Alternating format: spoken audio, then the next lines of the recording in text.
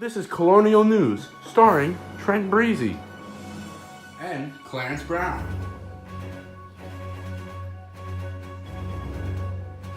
And Trevor Lawrence. And last but not least, James White.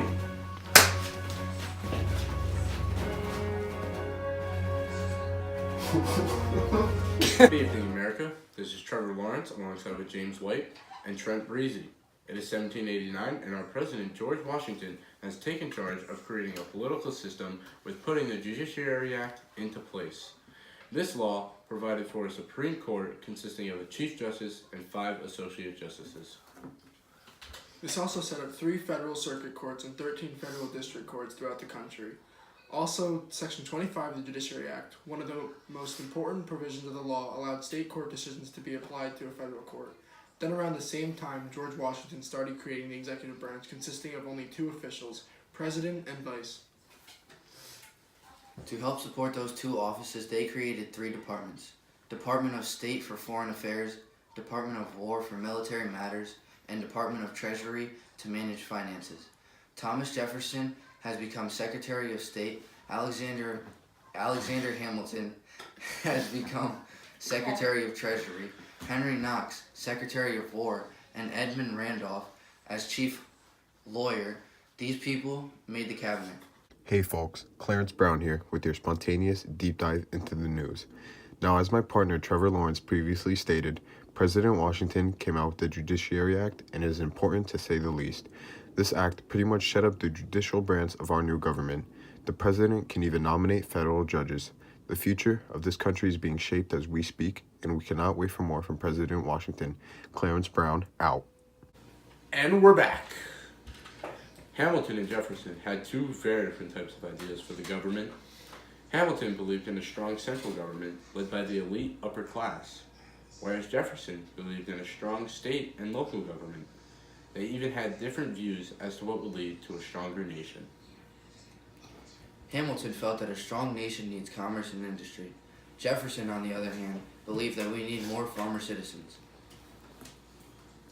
Then, later, Hamilton proposed the great idea of a national banking system and tried to pay debts. And with that, they moved the capital down south near Virginia and Maryland. Breaking news! The cabinet has just become split and caused a rise in politics and political parties. The 2 new parties are known as the Federalists and Republicans. Both focus on one key issue about the size and power of the federal government compared to the state and local governments. Those in support of Hamilton called themselves Federalists, and those who supported Jefferson called themselves Republicans. Clarence Brown here, once again, with another spontaneous deep dive into the news. Here we have the 2 new political parties further explained by yours truly. As previously stated, the Federalists are led by Hamilton and the Democratic Republicans are led by Jefferson. Now, the issue that separates these 2 parties the most and what makes them completely different is how the government should be set up. The Federalists emphasize a strong central government, and Democratic Republicans want a strong individual state government. Now, I am not supposed to have an opinion, but this seems to be a battle between the rich and the poor, the wealthy and the working man, the employer and the laborer, ladies and gentlemen. But that's just my take on it, even though I'm not supposed to have an opinion. Clarence Brown, out. Good morning, America. Here we have our President, George Washington.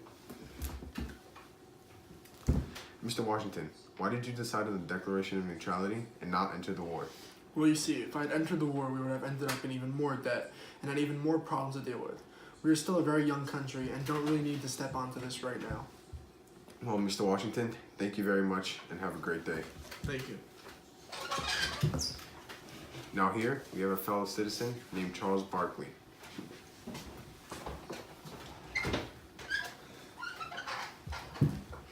How do you feel about the president not entering the war?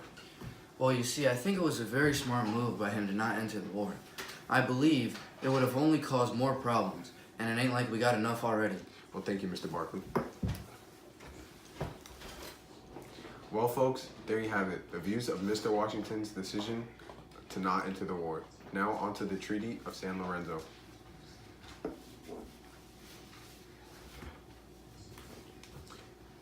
Folks, here we have John Smith, a local resident that just moved closer to the Mississippi. So John, How do you feel about the new treaty? I think it is very good because we are gaining more land and it allowed me to move near the river for better living. Also, it makes it a little less crowded. Well, thank you, John Smith. That's all for today, folks. We are here live in 1794. It is the Battle of Fallen Timbers. As you see here, the native is fighting the American soldier. The battle started when the Americans have come upon British forts and now have to deal with the Native Americans. Thank you, Clarence. We're here now after the live footage for more. The reason this is all happening is because the natives are angry that they were not part of the Treaty of Paris and still claim their tribal lands. But eventually, General Anthony Wayne steps in, and after all the fighting, he defeats the Miami tribe. This gave the Americans land in Ohio, and later the Jay's Treaty was signed, making the British evacuate the forts. This just in, Congress has just passed the Alien Sedition Acts. The Alien Acts makes the citizen time from 5 to 14 years.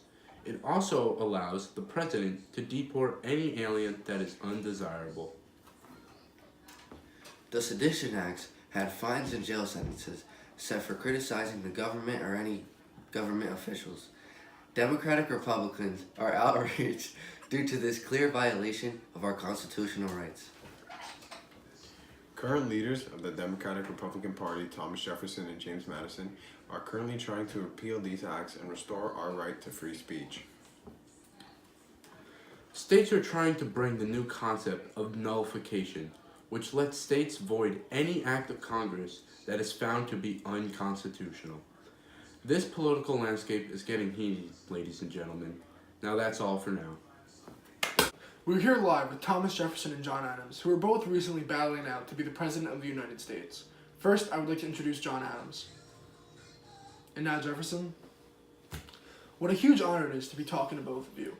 Let's start with you, John. So as most people know, you're the returning president. Was there a lot of pressure on you to succeed? Well, there will always be pressure, but you have to know how to deal with it. So do you think you achieved what you promised in your term?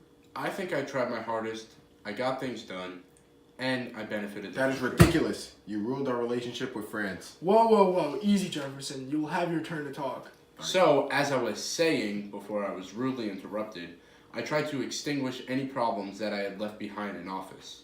So, Thomas could have an easy beginning to his presidency. Jefferson, how do you promise to make the U.S. better? I promise to rekindle our alliance with France and to expand the U.S. greatly towards the West Coast. Okay, I think that's all. Thank you very much, man. Have a good day. Howdy, folks. Here we have our new and third President of the United States, Thomas Jefferson. So, Mr. Jefferson, what does it feel like to be elected president and to be the first in the federal capital in Washington, D.C.? It feels great, and it's an amazing accomplishment. I hope that me and my Vice President, Aaron Burr, can successfully lead this country to great things. I plan on shrinking the government, cutting costs, and taking away eternal taxes. Thank you for your time, Mr. Jefferson. And I'm now joined with Gary Winthorpe. As a citizen of the United States, how do you feel about the election and Mr. Jefferson being elected? Personally, I believe he was the better man, and I am happy that he won. I hope he does great things for this country. Well, thank you both, and we will see you later. Gosh, we're here live upon Lewis and Clark's expedition arrival. They're finally back from discovering the Western lands. What's up? So, man, what was it like? It was amazing and terrifying at the same time. We were able to come across many great new things, but also some really bad things. We also met this really friendly native that helped us along the way. Her name was Sacagawea. We also had some close calls with some other not-so-friendly natives. But we made it back and did our job of finding out many new things about the Western land. That's all, folks. It is 1808, and tensions between Britain and America are increasing. Britain are impressing American ships at alarming rates. This aggression from Britain is the reason for unofficial naval warfare to ensue between the two countries. Most recently, a British commander, Salisbury Humphreys, decided to board an American vessel to search for British deserters. When Commander James Barron refused, the British general boarded the American ship and killed some of the soldiers on board and took the rest of their crew. We now have live video of a naval battle between a British warship and an American frigate.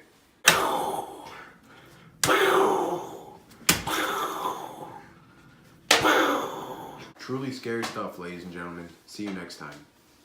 Breaking news. The Treaty of Ghent has just been signed, ending the fighting. The amazing Andrew Jackson has won the Battle of New Orleans, and both the U.S. and the British have now signed the Treaty of Ghent. Now to James White for more. We are here with the amazing Andrew Jackson. What up? So, Mr. Jackson, how does it feel to come up with an amazing victory? It is a feeling I can't describe. To beat such a strong army, it's like nothing else.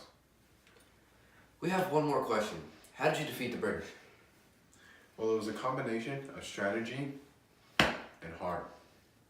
Me and my men fought hard and smart. Therefore, we came out on top. Well, you heard it here first, folks. Hello, ladies and gentlemen. Clarence Brown, back with the last spontaneous deep dive into the news. Concluding our news show, we here have a portrait of Andrew Jackson, who might I say is a great-looking man. Maybe because his name is Andrew. We may never know. Thank you all for sticking with Colonial News, and we will see you next time, ladies and gentlemen. Clarence Brown, out. And we're back. I have to know how to deal with it.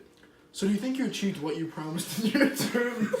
And those who supported Jefferson called themselves Republicans. What does it feel like to be elected president and to be the first in the federal capital in Washington, D.C.? Has begun. As you see here, the Native American is about... Breaking news! The cabinet has just become split and caused a rise in politics and 14 years. Why are you dying? In charge of creating a political...